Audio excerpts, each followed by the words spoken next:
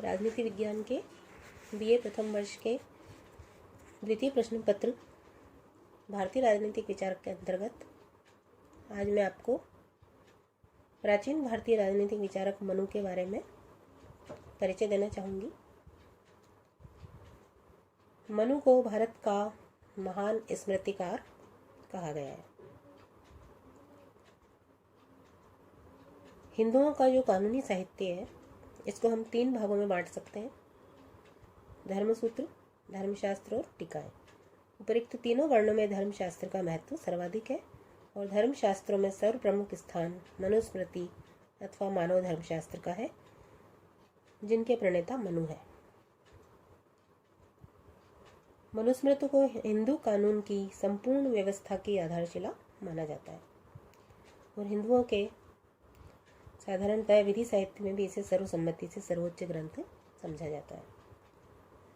मनुस्मृति केवल धर्मशास्त्री नहीं है, वरन एक ऐसा ग्रंथ है जिसमें मनुष्य के संपूर्ण सामाजिक जीवन की व्यवस्था दी गई है। मूलतः इसमें मनु के सामाजिक जीवन के उन सिद्धांतों का विवेचन किया गया है जिन्हें सभी कालों और देशों में लागू किया जाता है। वास्तव में ये सिद्धांत देश और काल की सीमाओं से परे होते हैं और सर्वव्यापी भी होते हैं। मनु द्वारा जो रचित मनुस्मृति है वह एक विशुद्ध वैज्ञानिक ग्रंथ है और लेखक के वैज्ञानिक तथा पक्षपात रहित दृष्टिकोण के कारण इस ग्रंथ को समस्त भारत में मान्यता भी प्राप्त है। अब प्रश्न ये उठता है कि मनु कौन थे। एक पौराणिक आख्यान के अनुसार मनु को मानव जाति का जनक तथा प्रथम विधिवेत्ता माना जाता है। ऋग्वेद में बार बार मनु को मानव सृष्टि का प्रवर्तक और समस्त मानव जाति का पिता कहा गया है। मनु के विषय में यह विवरण है कि वे मानव जाति के आदि पुरुष थे, जो थोड़े बहुत अंतर के साथ सभी धर्म ग्रंथों में मिलता है। वास्तव में मनु शब्द मनन शब्द से बना है। तैत्तिरीय संहिता में मानव जाति को मनु की संतान या मानव प्रजा कहा गया है। वह यज्ञ को प्रारंभ करने वाला विष्णु का प्रथम यज्ञकर्ता कहा जाता है। पुराणों में उसे सूर्य का पुत्र तथा पहला राजा माना गया है। मनु का काल महाभारत के युद्ध से 25 पीढ़ी पहले माना जाता है। पुराणों में यह भी उल्लेख मिलता है कि मनु 1 नहीं 14 हुए थे। वास्तव में ऐसा लगता है कि आदि पुरुष मनु के नाम पर फिर एक श्रृंखला चली, जो मानव समाज के सुसंगठित रूप, राज्य के विकास और उसके चरम विकसित रूप के विकास तक चलती रही होगी। इस प्रकार से मानव धर्मशास्त्र मनुस्मृति के रचनाकार निश्चित ही प्रथम मनु नहीं थे, जिनका उल्लेख मानव जाति के प्रथम दंपत्ति के रूप में किया जाता है, क्योंकि ये तो इस समाज व्यवस्था के प्रारंभकर्ता ही है। परंतु मनुस्मृति में जिस समाज व्यवस्था का व्यापक नियमन किया गया है वह राज्य संस्था के पूर्ण विकास के बाद ही किया जा सकता है। मनु के संबंध में विद्वानों में बहुत अधिक मतभेद है, किंतु भारतीय साहित्य में मनु के शासन को एकमत से आदर्श शासन माना जाता है।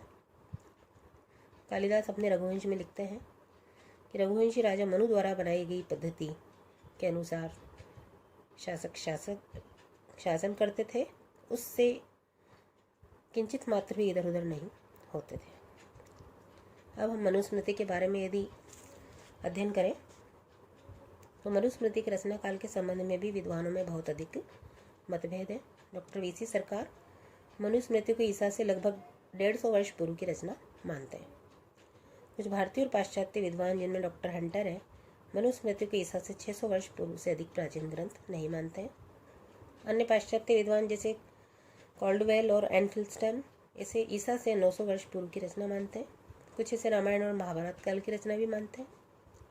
कणे ने अपने धर्म शास्त्र के इतिहास नामक ग्रंथ में मनुस्मृति को ईसा से 2 शताब्दी बाद की मध्यकाल की रचना माना, किंतु सबसे अधिक जो प्रामाणिक मत है मजुमदार और पुसालकर का है, जिन्होंने मनुस्मृति का रचना काल ईसा पूर्व 3110 वर्ष पूर्व माना।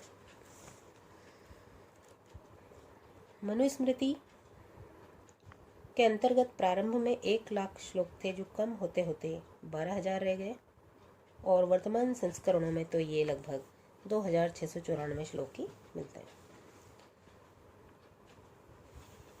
मनुस्मृति के रचना काल के संबंध में विद्वानों में भले ही मतभेद है,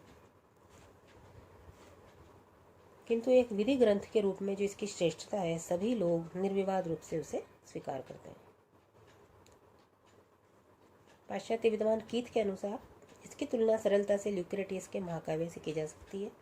साथ ही साथ इसमें जीवन दर्शन का अभूतपूर्व वर्णन भी मिलता है।